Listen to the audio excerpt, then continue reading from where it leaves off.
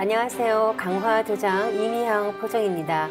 오늘도 윤영희 수호사님과 하민석 포정님 자리해 주셨습니다. 안녕하세요. 안녕하세요.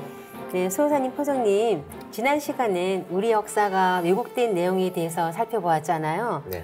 어떤 내용이었는지 좀 포정님 말씀 좀 해주시겠어요? 지난 시간에는 깊은 어둠에 빠진 한국인들에 대해서 얘기를 나눴습니다.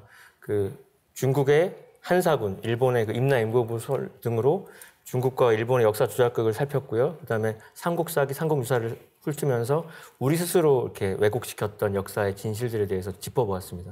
네. 그렇죠. 근데 요즘에 최근에 이 한국사에 대해서 구설수에 올라와 있는 그런 내용이 있었는데요.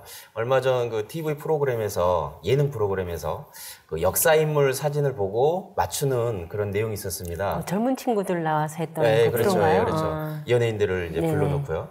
근데 거기에서 안중근 의사를 사진을 이렇게 보여주면서 네. 맞추려고 했는데 그 연예인 한 분이 낀똑강이라고 그 안중근 의사를 낀똑강이라고 하는 겁니다. 비밀의 방은 사진 속 명사 이름을 정확하게 적어야 탈출할 수 있습니다. 물고기 맞지? 이거 신사임당, 이분 브래드 피트, 이거 오바마, 히딩크, 오드리 헵번. 아 이분 그 UN 반기문. 지안이 맞아? 이분은요? 안창호 맞아요? 맞나? 아니에요? 모르는 사람들 히로부미. 에? 이토 히로부미. 긴똑강? 아닌데 뭐예요? 아 이런 거 좀 무지해요. 에? 이토 히로부미와 관련이 있어요. 이토 호로모미? 뭐라고요? 도요토미 히데요시. 핸드폰 안 됩니다. 핸드폰 안 돼요. 도요토미 히데요시? 핸드폰 안 돼요. 핸드폰 아니에요 이거. 핸드폰 안 돼요. 네. 핸드폰 안 됩니다. 네. 네. 이제 내리셔야 합니다. 네. 안중근. 안중근님 맞아. 안중근 선생님. 거북선. 이순신. 이걸 보고 참 이 젊은 20, 20대 그 젊은이들이 역사에 대한 문제의식도 없고 너무 모르는 부분이 많다. 그런 부분을 한번 생각을 하게 됐습니다. 그러네요. 저는 지금 수호사님 말씀 들으니까 우리나라가 우리 젊은 학생들한테 우리 역사의식에 대한 고치를 너무나 이렇게 무관심했던 것 같다는 생각이 지금 순간 제가 들었어요. 병원에 이제 환자들 오면은 왜 이제 왔냐고, 왜 이제 왔냐고 하면 항상 답은 몰랐었다. 그러니까 모른다는 하나의 사건이 어떤 건강에도 생사에도 영향을 준다는 거죠. 그리고 또 의학이 이렇게 쭉 발달하는 과정에서 되짚어 보면 그 소독에 대한 개념이 무지했어요. 그래서 수술하는 사람이 이렇게 가운에 피랑 고름이 묻어있는 거는 당연히 감염됐다라고 우리는 지금 인식하지 않습니까? 상식적으로. 근데 그렇죠. 옛날에는 그런 개념이 없고 무지하니까 오히려 그런 옷을 입고 있어야 유능하고 경험 많은 의사로 인식했던 시절이 또 서양 의학사에 있었고요.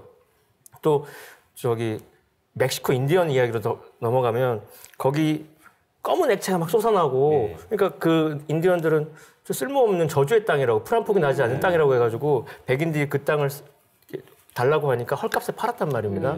근데 그게 석유였다는 걸 알았다면 그러니까 하나의 무지가 건강과 죽음과 그다음에 먹고 사는 이런 부와 가난의 어떤 한가름을 하는 건데 역사 지식 이거 하나를 알고 모르고 차이가 우리가 놓치는 게 많다는 거죠. 포도님 말씀 들으니까요. 한동훈이 우리 역사를 왜 선택으로 하기도 네, 했잖아요. 맞아요. 네. 근데 우리가 선택과 필수라는 단어를 놓고 봤을 때 역사라는 것은 선택이 아니라 필수여야 된다는 생각이 맞죠. 강하게 들어와요. 그렇잖아요. 이게 역사를 알아야 어떤 가치 기준도 바로 서고 또 그다음에 우리가 어떻게 살아야 되는가, 어떤 걸 추구하고 살아야 되는가 알 텐데 우리 사회가 보면 성공 위주의 중심적인 이런 사회로 가다 보니까 역사를 선택으로 하고 우리 젊은 친구들한테 이렇게 충신에 대한 이미지조차도 알 수 없을 정도로 이런 정말 가슴 아픈 일이 있네요. 그래서 그 젊은이들이 이 역사에 대해서 무지를 해도 이렇게 뭐 심각성을 이렇게 모르는 거. 그게 더 문제인 것 같아요. 진짜. 근데 그것을 왜 지금 젊은이들이 이런 그 역사를 몰라도 아무렇지도 않게 생각을 하느냐, 그걸 좀 되짚어 볼 필요가 있거든요. 네.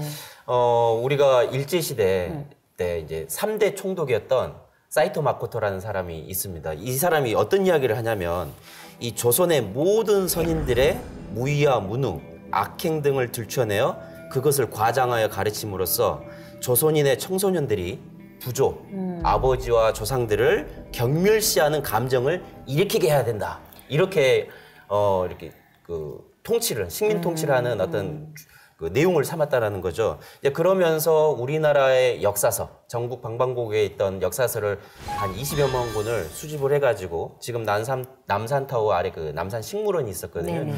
거기에서 20여만 권을 이제 불태우고 그들의 손에 의해서 우리나라 역사를 다시 쓰게 되는 것이죠. 그 왜곡된 역사를 이제 우리가 광복은 했지만 계속 배우다 보니까 이 잘못된 역사를 배웠고 또 단순히 역사라는 것은 암기 과목이라고 생각을 하다 보니까 그렇죠. 이제 학생들이 우리 때도 그랬지 않습니까? 역사 과목을 막 좀 암기 과목 하니까 부담스러워하고 어려워하고. 네. 네. 근데 이러한 정책이 그 일제 시대 때 식민 통치의 하나의 일환이었다는 거죠. 이 배경을 보면 왜 이렇게 역사를 왜곡을 했는 걸 배경을 보면 1919년 이 김이년이죠. 김이 독립운동을 우리가 잘 알고 있습니다. 또 3.1운동으로 알고 있는데 그때 이제 그 고종 황제가 독살을 당하게 됩니다. 네. 그래서 그 인산일 이제 장례식 날을 맞춰서 이제 공기한 이 독립운동이 김이 독립운동인데 이 사건이 터지다 보니까 일본 총독부에서 이른바 멘붕이 온 거예요. 강력하게 이렇게 힘으로 이렇게 통치를 하면 될 줄 알았더니 이렇게 이런 독립운동을 하다 보니까 이제 총독부에서 이제 정책을 바꾸게 됩니다. 강력한 통치가 아니라 회유책을 쓰면서 이 역사를 조작을 해야 되겠다 하는 그 식민 통치 방법을 문화 통치를 하게 된 것이죠. 그러니까 일제의 정책이 3.1운동을 기점으로 해서 무단 통치에서 문화 통치로 바꾸면서 이제 역사를 왜곡하는 어떤 음모를 시작했다는 말씀인데 사실 그래서 지금 우리가 배우고 있는 역사 용어들 일제 시대라는 특정 시기에 그 우리의 한 거에 대해서도 3.1 운동이라고 표현을 공식적으로 돼 있는데 사실 이렇게 뭐 좀 이제 우리의 본연의 역사를 밝히려는 어떤 식자들은 그 용어도 왜곡된 용어라고도 하시더라고요. 3.1 독립 혁명이다. 갑오 독립 혁명처럼 뭔가 새로운 틀을 만들려고 하는 거를 일개 민난처럼 만든 표현이라고도 하고 그래서 그 교육의 영향으로 지금 우리들은 그 인식도 안 돼 있지 않습니까? 그리고 역사의 과정 중에 그 일제시대라는 용어도 잘못됐다. 우리는 그때가 대한제국 이후에 임시정부 시기라고 표현해야지 맞다라는 어떤 견해를 제시하는 분들의 강연도 제가 들은 바 있거든요. 근데 일견 일리가 있고 지금 우리 교과서에서는 일제의 통치를 긍정하는 표현이거든요. 조금 그 36년이라고 하는 것이. 그래서 어쨌든 그 시기에 아까 말씀하신 게 그 신교육 치거잖아요. 네.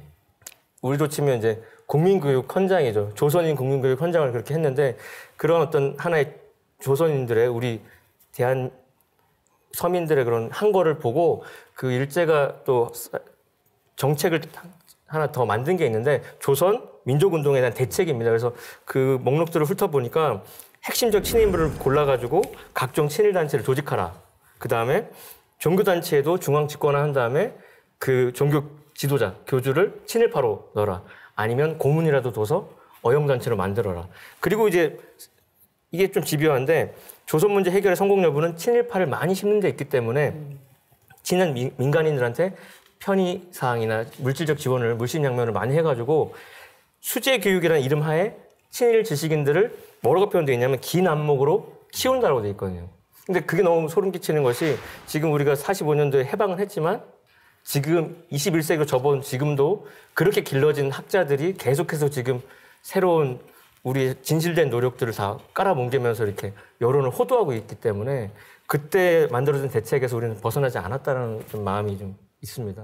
정신을 세뇌시켜 놓으니까요. 이게 변하기가 너무 어려운 그러니까요. 거예요. 참 너무 안타깝습니다.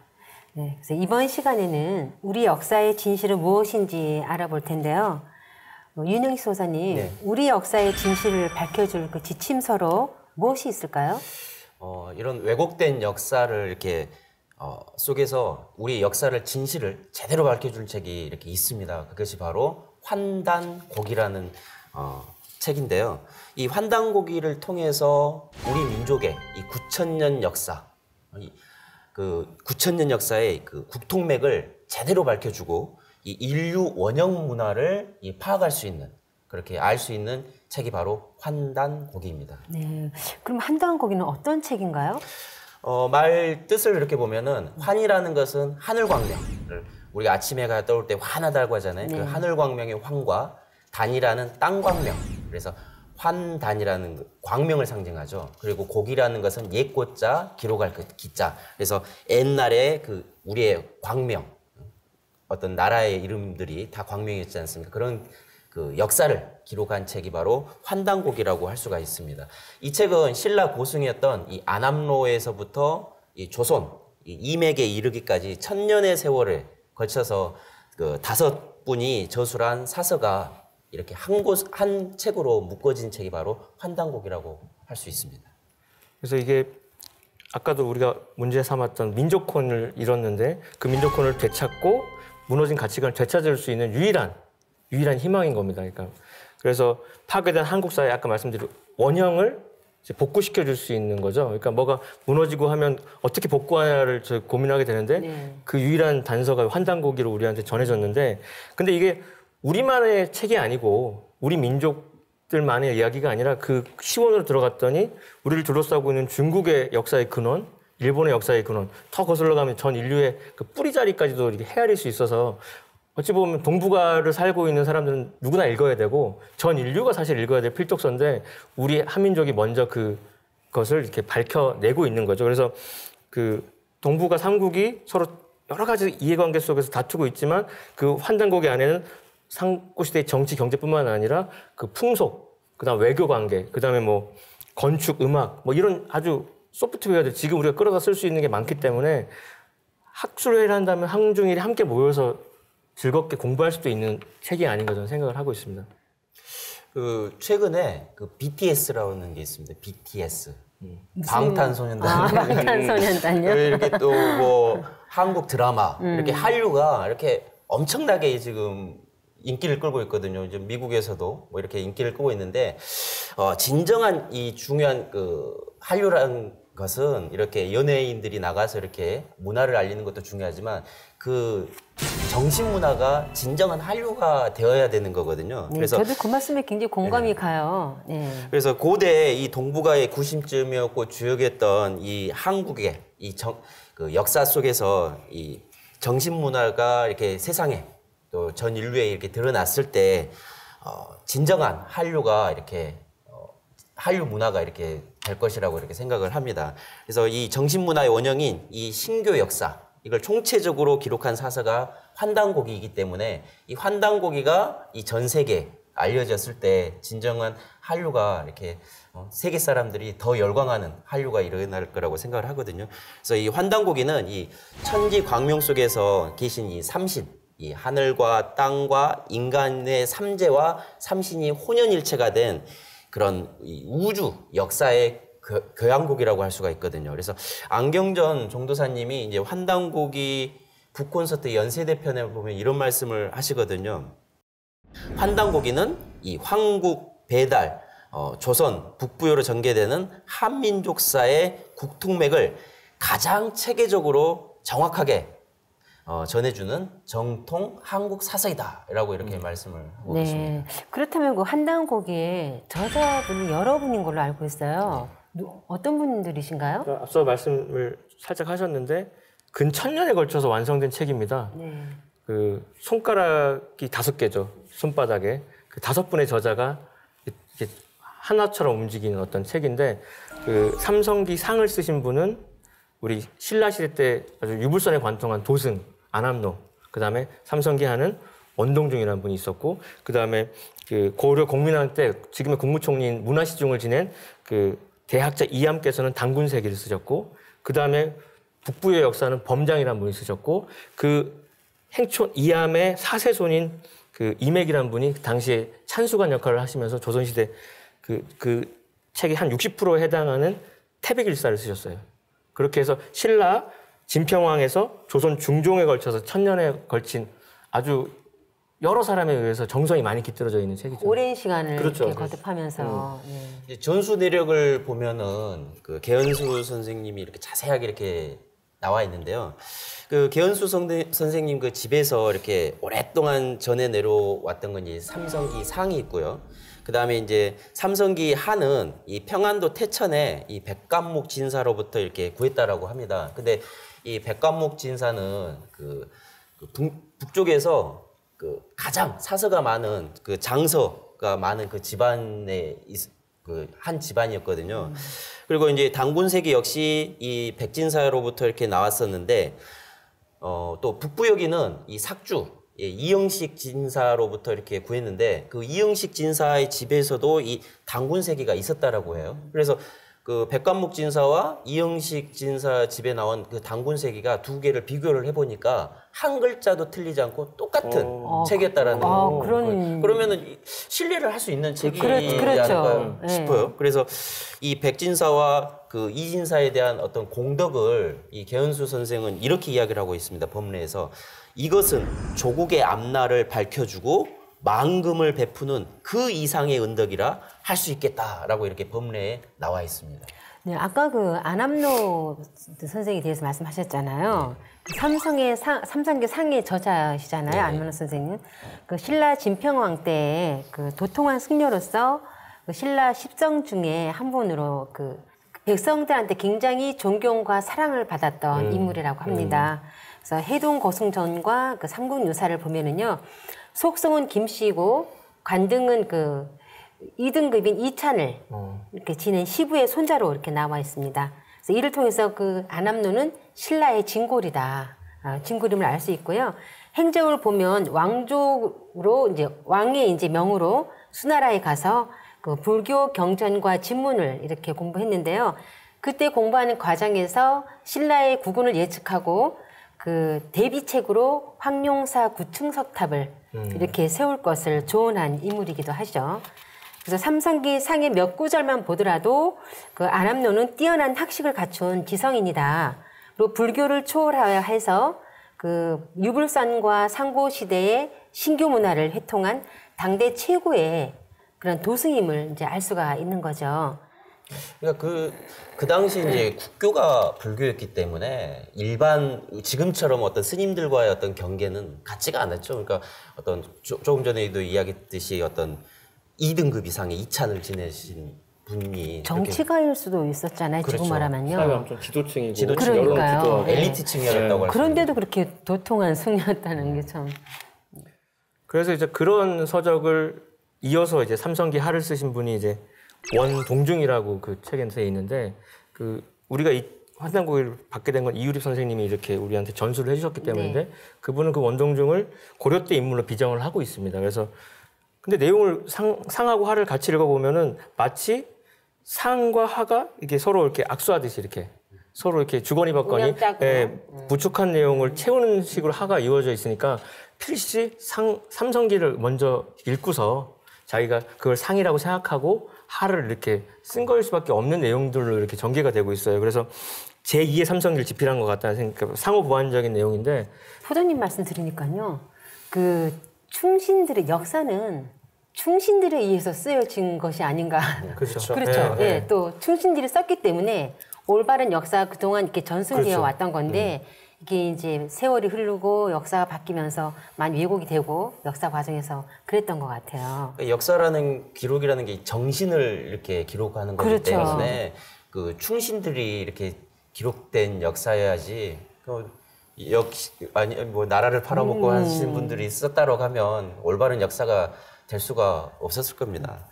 그 이어서 이제 당군세기 같은 경우는 행촌 이암 선생이 이제 그 2096년 47대의 당군이 있었다라고 하는 그 기록을 편년체 시대순으로 이렇게 기록한 것이 바로 당군세기입니다. 그래서 당군 그 47대 당군까지의 어떤 치적들 그런 것들을 기록이 되어 있죠. 그래서 고려사 열전에 오를 정도로 이 유명하신 인물이 바로 행촌 이암 선생입니다.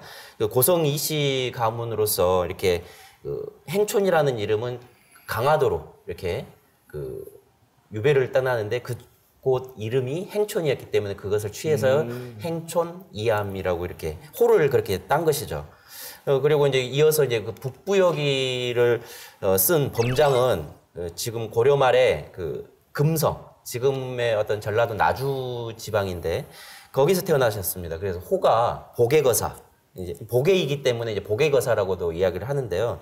이 공민왕 때 문과에 급제해서 낭사의 수장인 간이대부를 지내다가 이 고려의 어떤 국군이 다하자 이 사관의 뜻을 꺾고 뜻을 같이 하는 70여 명과 함께 이 만수산 두문동에 응가하게 되는 거죠.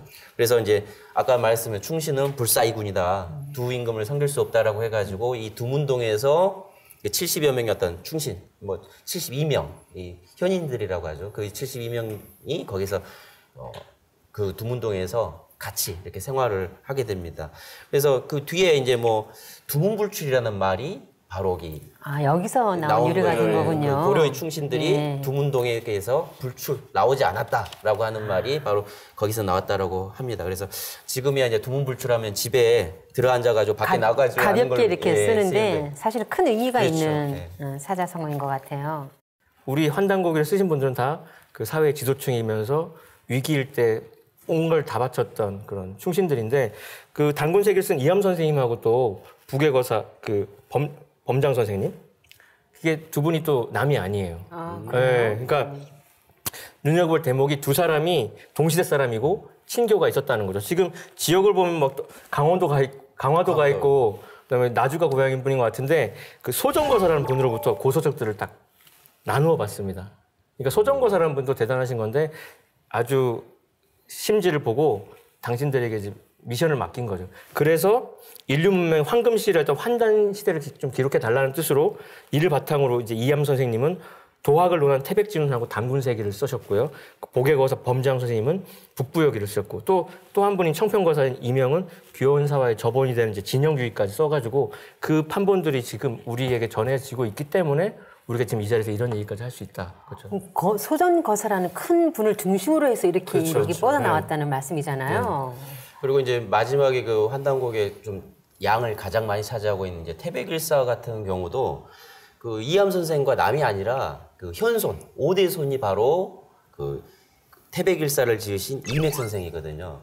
그 이제 호를 일십당이라고 자기 스스로 이렇게 호를 지었는데 그 일십당이란 말은 이 천부경에 일적 십거라는 말이 나옵니다. 그래서 우주의 본체 일과 십의 정신을 관통했다라고 해가지고 스스로 이 한민족의 어떤 신교 문화, 신교 30문화와 원형 역사관의 어떤 화신임을 스스로 호를 일십당이라고 지으면서 이렇게 밝혀놓으신 거죠.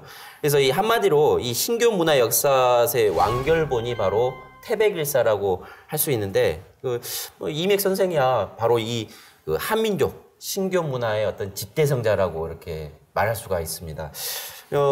이맥 선생에 대해서 좀 더 이렇게 알아보면 이제 연산군 시절에 이제 사음부의 장령으로 계셨었거든요. 근데 이제 장녹수 우리가 잘 알고 있는 이 장녹수의 비행을 탄핵하다가 이제 괴산을 이제 유배를 가게 되십니다.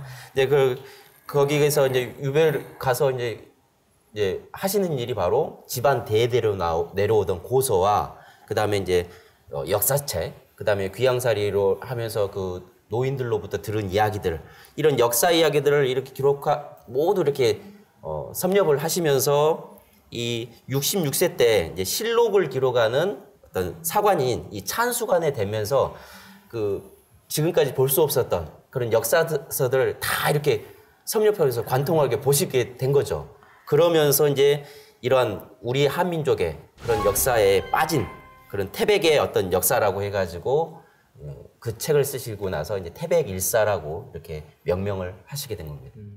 말씀을 들어보면 우리 다섯 손가락 같은 그 책들의 그 이면에는 한 집안의 어떤 큰 음덕이 있는 걸로 정리가 되잖아요. 네네. 그래서 대한의 혼을 지키는, 국동맹을 지키는 어떤 역사 지킴이 역할로 고성시 가문의 공적이 지대하다는 생각을 하게 됩니다. 그래서 그렇게 해서 모여진 책을 감수하신 분이 이기 선생님인데 그분도 고성이시고, 그거를 이제 편찬한 건 개은수 선생님이지만 그걸 또 우리가 볼 수 있게 전수하신 분은 또 이일입 선생님이시고. 그러니까 저도 그래서 개인적으로 병원에 한 달마다 인턴들이 오면은 이씨면 항상 물어봐요. 어디 이씨냐. 그래서 고성 씨라 그러면 괜히 고맙다고 니네 집안이 얼마나 큰 공덕을 세우는지 아느냐. 본인들은 알까요? 모르니까 그런 얘기를 이제 꺼내게 되죠.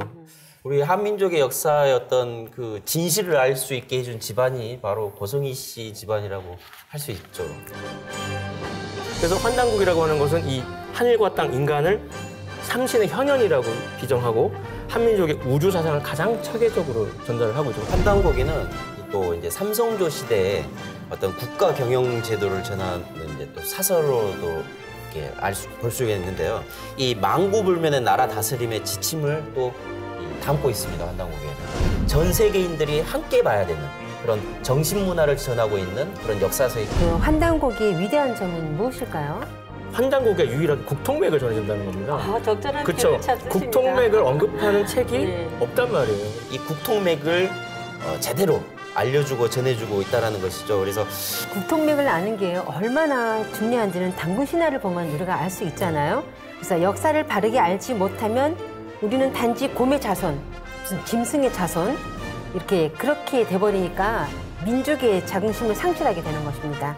이제 일제에 의해서 그게 신화로 역사로 왜곡을 해버린 것이죠. 당군은 신화가 아니라 실존 역사입니다. 그 한단고기는 고성희 씨 가문의 어떤 역사적인 사명을 이렇게 띈 그렇죠. 것이 아닌가 싶어요.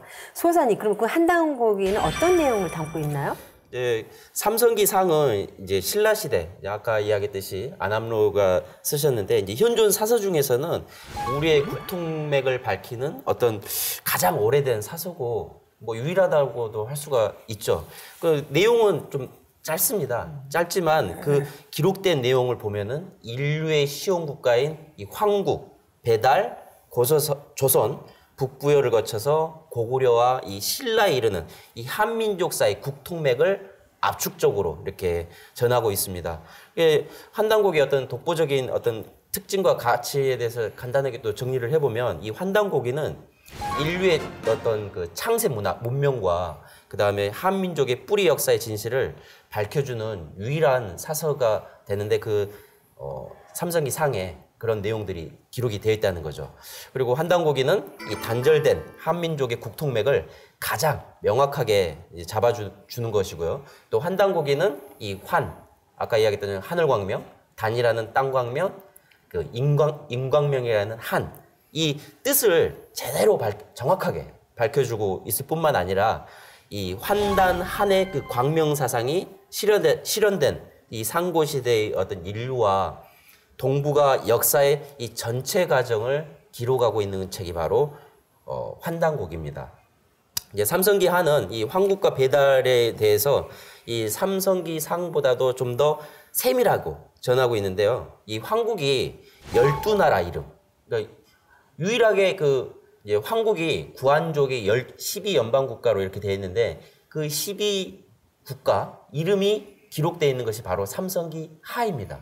그리고 이제 그 배달에 18분의 그 환웅천학과 그 이름도 나와 있죠. 그다음에 제2년도. 그래서 상세하게 이렇게 전해져 있을 뿐만 아니라 이 황국 시대 이전에 인류 역사 즉 이렇게 인류 시조가 바로 나방과 아만이라는 그런 기록도 남겨져 있습니다. 그래서 그 이야기들에 이어서 이제 당군 조선의 역사가 담긴 당군세기로 넘어가면 자그마치 2096년 동안 이어온 국가죠. 지금 우리가 서기 2000 몇 년이라고 넘어가고 있잖아요. 그러니까 지금 우리가 살고 있는 세월보다 더 오랜 세월을 통치했던 한 거대한 나라의 47대 임금들의 치적과 중요한 사건들이 편년체로 이렇게 써 있습니다.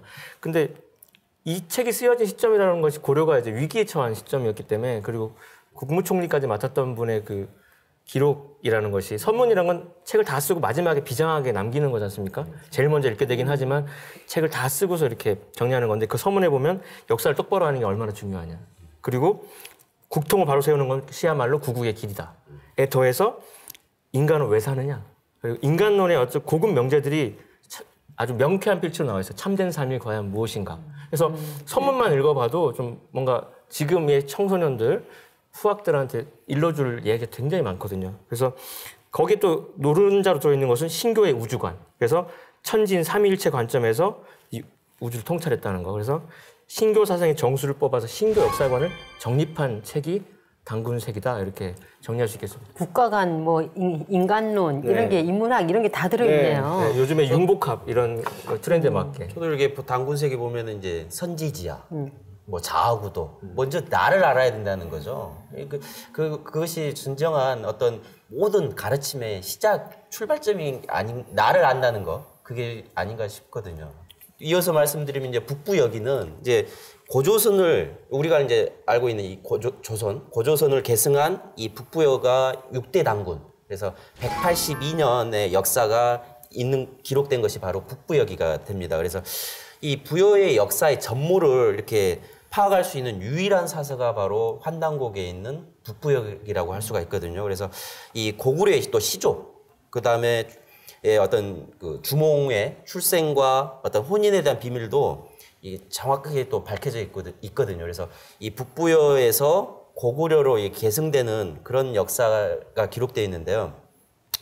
이 북부여기는 이 고조선이 망한 후에 어떤 열국 시대로 옮겨가면서 복잡하게 전개된 우리의 역사를 이 국통맥을 제대로 전하고 있습니다. 그래서 사실 우리가 역사의 어떤 그 국통맥을 제대로 알지 못하는 부분도 이 부여사, 이 잃어버린 고리라고 하거든요. 이 부여사 182년이라는 이 부여사를 제대로 인식하지 못하기 때문에 황국 배달 조선하면은 무슨 어떤 신화나 그리고 고작 해봤자 이제 고구려부터 역사가 시작됐다라고 하는데 그 연결고리, 이 고조선과 고구려를 연결해주는 그 잃어버린 고리가 바로 부여사인데 그 부여사의 기록이 바로 북부여기라는 범장 선생이 쓴 북부여기가 된다고 할 수가 있습니다.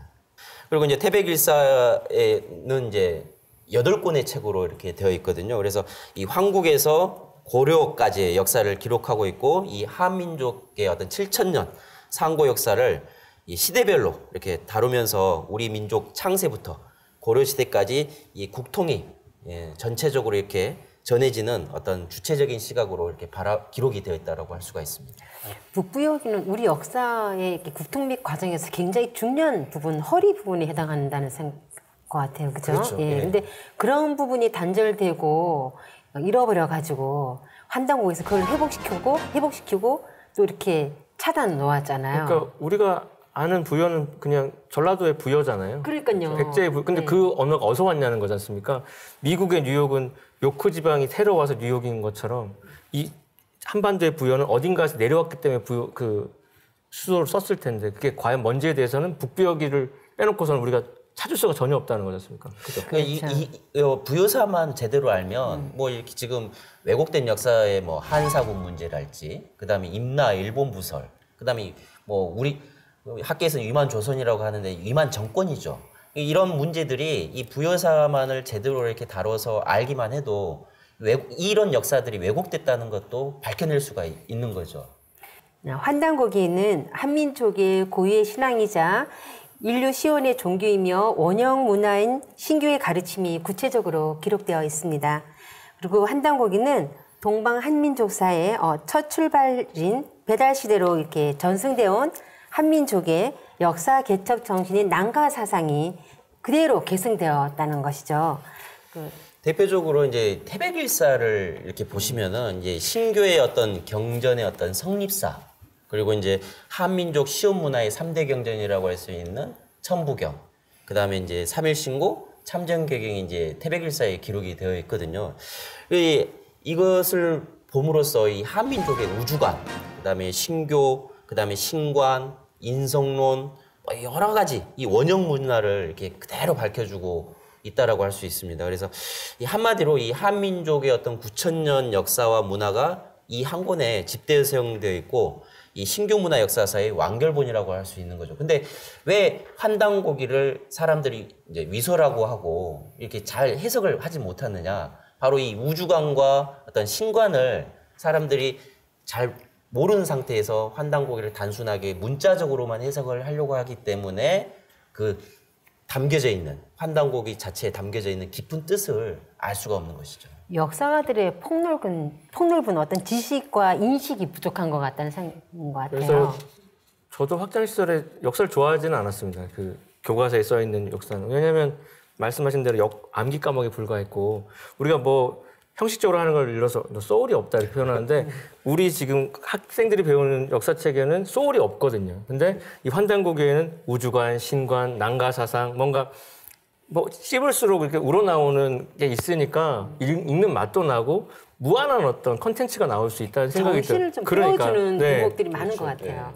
그래서 환단국이라고 하는 것은 이 하늘과 땅, 인간을 삼신의 현현이라고 비정하고 한민족의 우주 사상을 가장 체계적으로 전달을 하고 있죠. 그게 천부경, 삼일신고, 뭐 참전개경으로도 실려 있고, 그리고 우리 한민족이 천자 문화의 주인공이었다는 걸 또 선포를 하고, 더더욱이 이제 책력의 시조다. 수를 최초로 발명했다. 그러니까 고급 문화는 우리의 지혜로부터 전 인류에게 공급됐다는 걸 알려주는 거고요.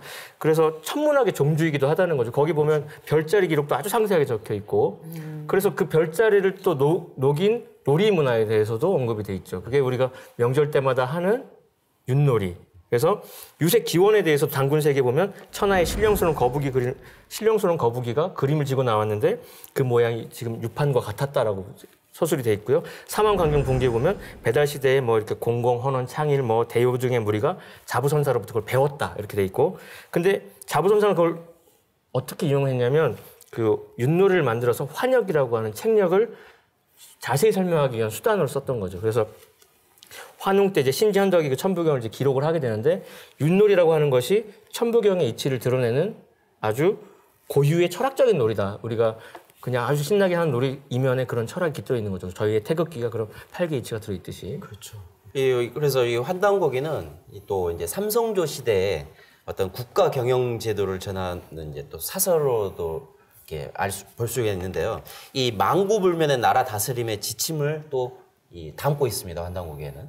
그리고 이 배달과 고조선이 창제한 문자를 또 기록하고 또 고대 황국이 이 문자 문명의 발원처임을 이렇게 환단고에서도 밝히고 있죠. 또 중국과 일본의 시온 역사와 역대 왕조 개척사 등등 또 그 왕조 개척사 중에서도 몽골 또 흉노 그런 어떤 북방 민족의 개척사까지 밝히고 있기 때문에 대단한 사서라고 할 수가 있죠. 또 서양의 문명의 시원은 수메르 문명이라고 이야기를 하지 않습니다. 말하지 않습니까? 그래서 이 서양 문명의 기원인 이 수메르 문명이 바로 그 아까 이야기했던 수메르국을 기원을 하고 있거든요. 그래서 모든 이 역사의 어떤 출발점, 발원처 그런 것들이 밝혀지고 있기 때문에 단순하게 어떤 환단고기 하면 우리나라의 역사서만인 것이 아니라 전 세계인들이 함께 봐야 되는 그런 정신문화를 전하고 있는 그런 역사서라고 할 수가 있는 것이죠. 그렇군요. 환단고기가 어떤 역사서인지 개략적으로 알아봤는데요. 이제 환단고기가 들려주는 우리 역사에 대해서 좀 더 구체적으로 이제 알아봤으면 좋겠습니다. 포정님, 그 환단고기 위대한 점은 무엇일까요? 그러니까 앞서도 지금 많은 얘기를 해주셨는데 저도 이제 의사다 보니까 병을 이렇게 치료할 때 보면 고름을 짜도 그렇고 뿌리 뽑을 때 다시 재발하지 않을 때 후련한데 역사에 아주 뿌리를 뽑는 얘기죠. 그래서 결국 또 우리 병원에 와서 아주 상태 안 좋은 사람들 보면 맥이 안 뛰는 사람들이고 그런 막 심폐소생술을 해야 되는데 이 환단고기가 유일하게 국통맥을 전해준다는 겁니다. 아, 적절한 그렇죠. 표현을 찾으십니다. 국통맥을 언급하는 책이 네. 없단 말이에요. 근데 그래서 지금부터는 이제 국통맥을 왜 아는 게 중요하냐? 그럼 과연 국통맥의 실상이 뭔지에 대해서 또 한번 얘기해 보는 게 좋을 것 같아요. 그래서 이제 집안마다 그 어떤 족보가 있지 않습니까? 그 장손 집안으로 이렇게 전해지는 이렇게 족보가 있음으로써 나의 어떤 뿌리, 조상을 알 수 있는 그런 뿌리를 알 수 있는 것이 바로 족보인데 나라에도 국가에도 그 뿌리를 알 수 있는 국통맥이라는 게 있거든요. 그렇죠. 사람이 맥박이 떼야지 사는 것처럼 그 국통맥을 제대로 알아야 그 나라의 어떤 국민으로서 살아가는 어떤 진정한 가치를 깨달을 수가 있게 되는 건데 바로 이 환단고기에서는 바로 이 국통맥을 제대로 알려주고 전해주고 있다는 것이죠. 그래서 정도사님께서는 이런 말씀을 하십니다. 역사를 찾는 목적은 민족의 자주성, 독립성, 안보성 그리고 번영을 위해서다라고 이렇게 말씀을 하셨거든요. 그래서 이 오늘을 살아가게 하는 이 생명력이자 내일을 여는 창조의 힘은 바로 국통맥, 역사를 제대로 아는, 올바르게 아는 데 있다라고 할 수가 있습니다. 네, 국통맥을 아는 게 얼마나 중요한지는 당군 신화를 보면 우리가 알 수 있잖아요. 우리가 뭐 곰 이러잖아요. 즉 뭐 짐승의 자손이냐. 근데 우리는 우리 역사를 이야기할 때 아무 생각 없이 당군을 신하라고 이렇게 꺼리낌 없이 얘기를 한단 말이죠. 근데 이것은 짐승들의 이야기가 아니라 곰과 호랑이를 토템으로 삼았던, 상징으로 했던 그 부족들의 이야기라는 것을 너무나 이렇게 모르고 있는 것 같아요. 그래서 동물들의 신화가 아닌 실제 살았던 사람들의 이야기라는 거죠.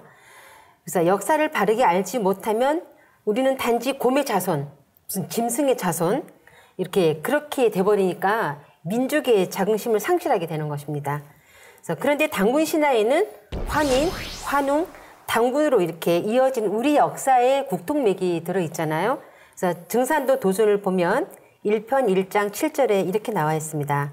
한민족은 황국, 배달, 조선의 삼성조 시대가 지난 후 열국시대 이래 중국 한족과 일본에 의한 상고 역사의 왜곡으로 민족사의 뿌리가 단절되어 그 상처가 심히 깊더니, 이렇게 이제 하신 말씀이 나오는데요.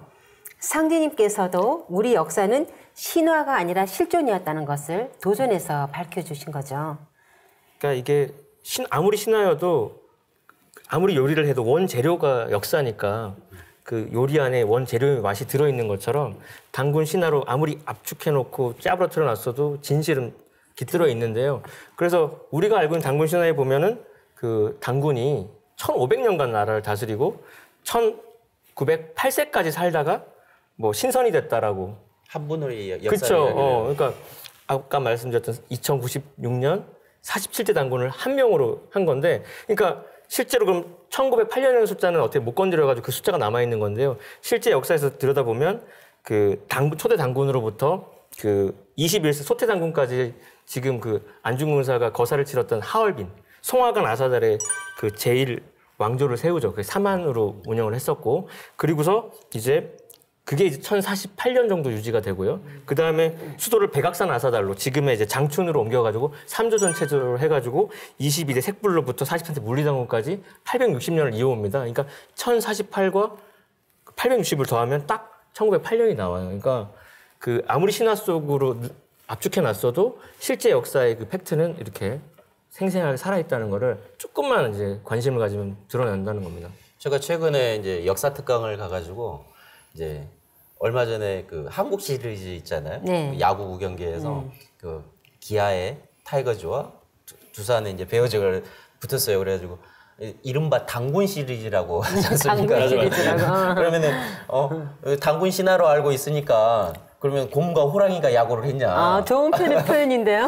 아니라는 거죠. 그렇죠. 단지 그 토템, 마스코트가 호랑이고 그다음 곰이었던 것이지 실질적인 어떤 역사 속에서 곰과 호랑이가 진짜 인간 되게 해달라고 하는 게 아니라 아까 서도 좀 이야기했듯이 자아구도, 진정한 진화, 나를 찾고 싶다.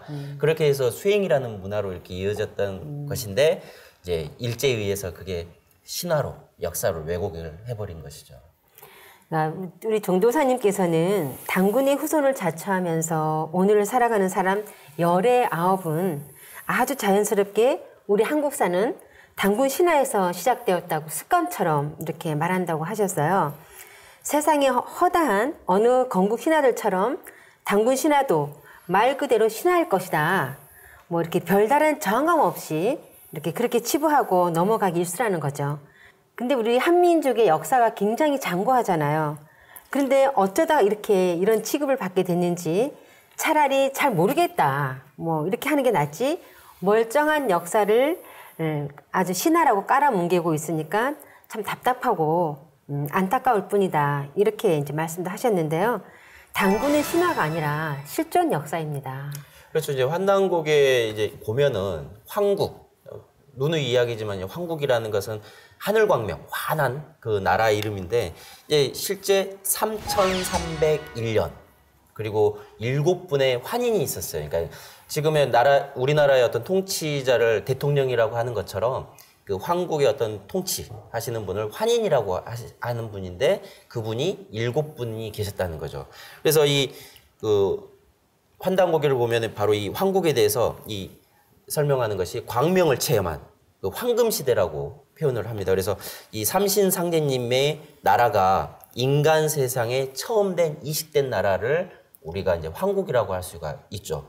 그다음에 이제 배달이라고 하는 나라는 1565년에 걸쳐서 18분 환웅이 통치를 하셨는데 이것이 이제 진정한 이 한민족 최초의 국가라고 할 수가 있습니다. 그래서 이제 제세위하를 기반으로 해서 홍익인간을 실천하는 하면서 이렇게 다스렸던 나라가 바로 배달이고 그 다음에 이어진 나라가 조선.